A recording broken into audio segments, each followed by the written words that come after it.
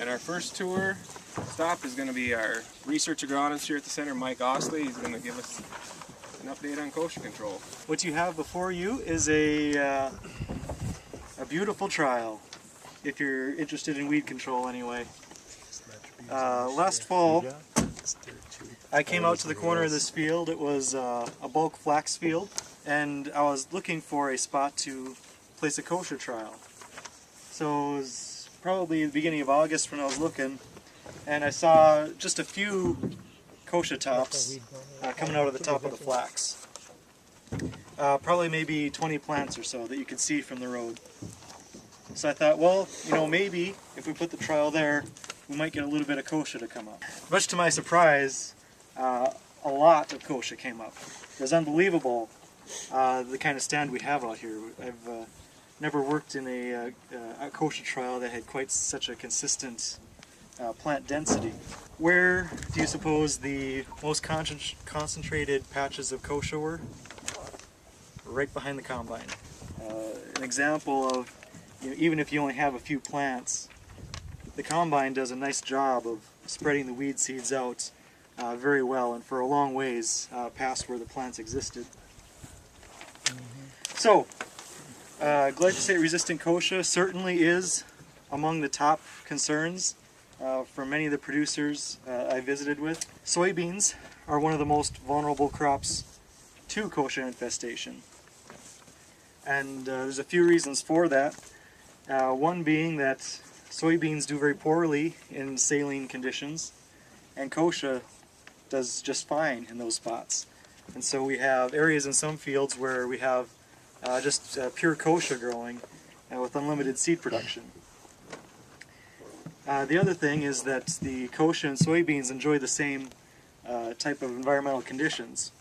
So when it gets hot, the kochia loves it along with the soybeans. But the problem is the kochia gets bigger than the soybeans do. And again, at this time of year and over the course of the next month or so, now is the time to be scouting for next year's problems. Because if you see those green tops coming out of the top of your crop and you've already put out your applications, you may have a problem. So one of the things that we're looking at here to combat the increasing glyphosate-resistant kochia problem is looking at the time of our herbicide applications. As Blaine mentioned before we left on the tour, this year was challenging for everybody, trying to get their crop in on time, in between rains. Soybeans being a later crop were maybe a little bit easier for some people, but a lot of people went right from corn directly into soybeans. And so finding the time to put out a pre-emergent product can very many times be challenging.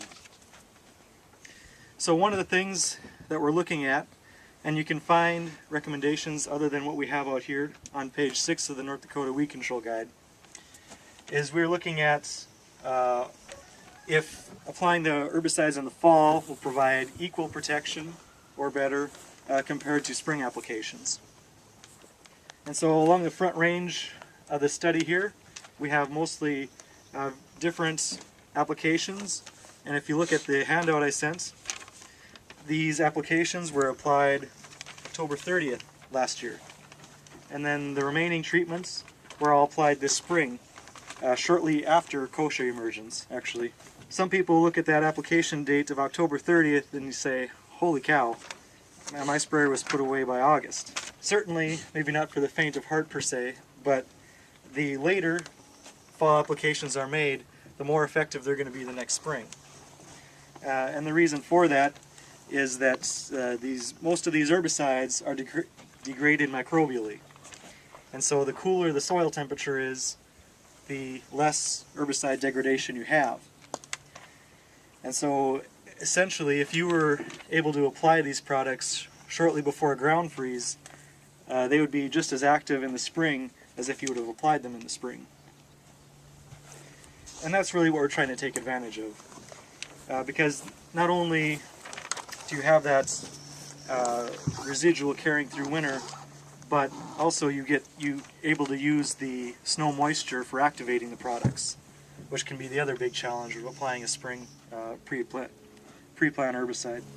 What you see here are evaluations that I made early in June. So this was right around the time of soybean planting. Many of the products are still working, actually. You may look at the list and say that we had some pretty good products, both spring and fall applied. But up until we put down the post-emergent glyphosate application, it was just over 2 weeks ago, you can see this plot in particular, Spartan applied last fall, has not needed any other herbicide application since last fall. And so it's, in my opinion, that's a very important point to make, that this was no-till. We didn't do any tillage.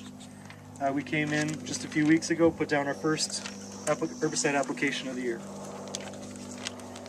Many of the other products also performed pretty well in the fall. Another good one was Broadax.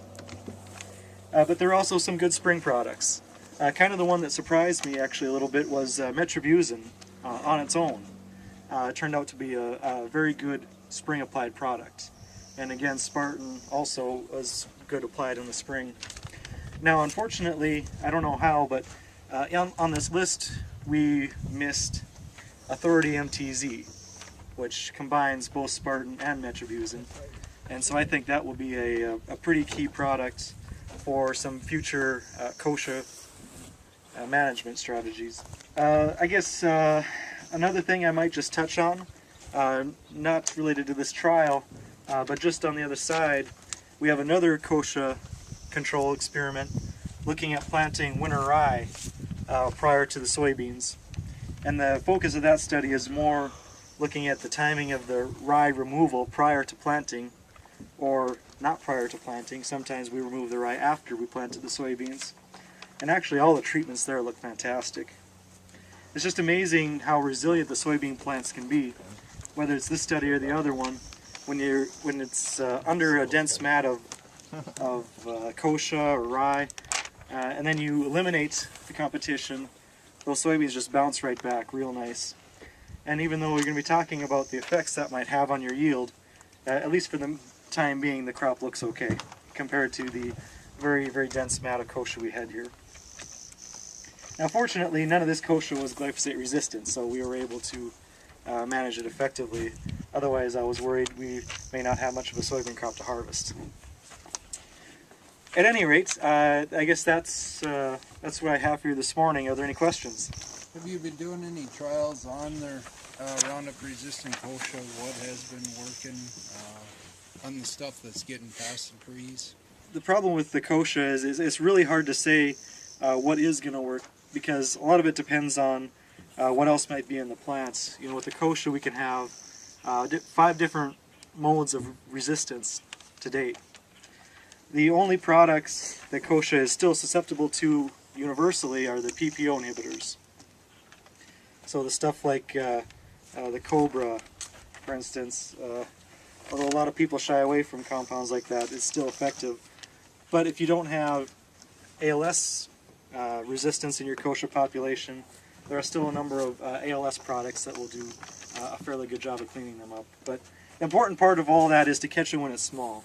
So if you notice escapes from your glyphosate applications early on, you need to act on it soon, because many of the products require small plants for complete control. You have to worry about any carryover if you're going 8 ounces of Spartan into the next spring on sandier ground? Yeah, that's a good question. 8 ounces of Spartan is pretty high rate. Applying it in the fall does give you a little bit more leeway as far as the rotation restrictions. But you know, the fall rate we used of Spartan was 5 ounces, for instance. But you're definitely going to have to be a little more careful with your rotations. Although if you're going back to wheat or corn, you're pretty flexible there yet. But if you were to rotate back to another broadleaf crop other than soybeans or dry beans, you may have to take a closer look.